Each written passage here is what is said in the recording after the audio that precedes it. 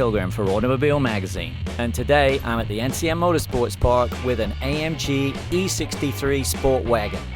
It's got a very nice AMG Sport steering wheel. It's not too big. I like a smaller steering wheel. It's got the flat piece across the bottom. I can get very close to it, and when I'm driving it, it just feels like actually like a race car, to be honest. The seats hold me in extremely well.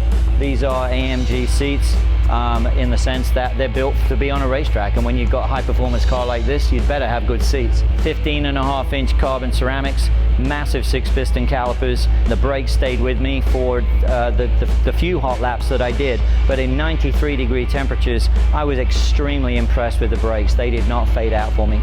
I mean, wagons have never been popular in the US, but they're very, very popular in other parts of the world, and my origins come from England, and I love wagons myself. They're pretty awesome. This thing has a tremendous amount of room in it, and you can see from here, well, I just got myself in and out of the car a little bit earlier. Now, understanding with SUVs, people like it a little bit higher, like to be a bit higher. I wish people liked them more. I would love to have one of these things as my daily driver. The heart of the E63 S is obviously the engine. 603 horsepower, 627 foot-pounds of torque. These engines, basically the very similar engine, is the 4-liter V8 twin turbo that you've got in the AMG GT lines, in particular the GTR that everybody knows is that just rocket ship fast car. Each one of these engines has the engine builder's name on it. This one is Roland Lamboni. That sounds more Italian than German myself, but Roland did a heck of a job. The 0 to 60 number of 3.4 seconds might be a bit conservative. When I ran around the racetrack with it earlier, considering it's 4,699 pounds, it's pretty amazing how quickly it went. And speaking of how quickly it went, let's go play on track. I want to say thanks to the Mercedes guys for giving me a chance to be on my own out here, clear track, hot lap. Let's give it a try.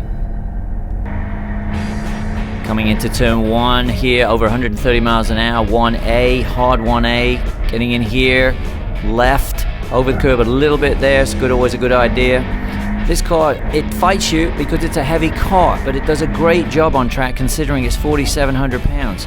Also, the thing that fights me, because I'm trying to rotate the car into all these corners, it's the 4MATIC and the stability control working together. I'm saying let me rotate, they're saying you're gonna die, we're helping you.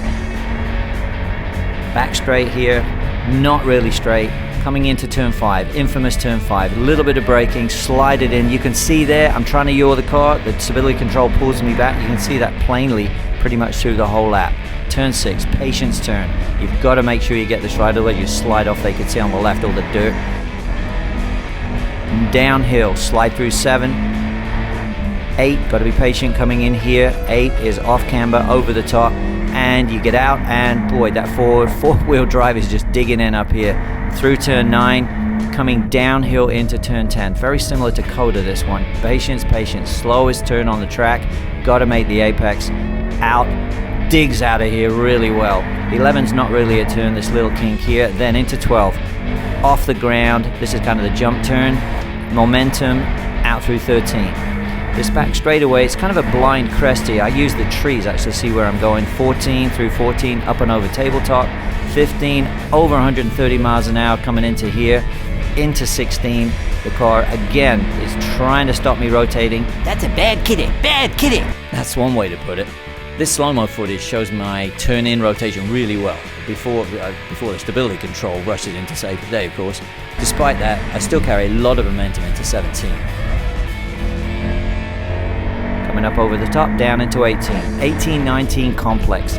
Long turn, you're going to hear me on and off the gas, just trying to make the car turn. Here, help. Come on, let's go. Down into the sinkhole. Use the hill, hit the brakes, turn the car through 20. Patience, patience, patience through here. Late apex into 21. And then as fast as I can coming out of 23 onto state, trying not to hit the wall on the outside. Full on, all the power we got down here. 223.27, that's really pretty good. The Jeep Trackhawk that we had here a few weeks ago, that ended up doing a sub 230, a 229, which actually is really, really good. but as you can see, the Wagon did a fantastic job, almost 6 seconds quicker. The other thing that's pretty impressive is the 223.2 is only about a second, a little bit more than a second slower than a BMW M4 competition pack I ran here previously, also using Michelin PS4S tires. So again, superb job by Mercedes for making this thing as track ready as it is. When I saw this on the back of the vehicle I drove this morning, I just had a big smile on my face and thought, you know what? Corporate sense of humor is not dead. This car is almost like you know, thumbing your nose at what's corporate, what's reasonable, maybe even politically correct. There aren't many people that want to spend over $100,000 for a wagon. But to me, it's probably the perfect road vehicle because it's complete utility, massive amounts of room, fun to drive, and gobs of power. As far as I'm concerned, when you have vehicles like this that people can buy, the world is spinning in the perfect direction.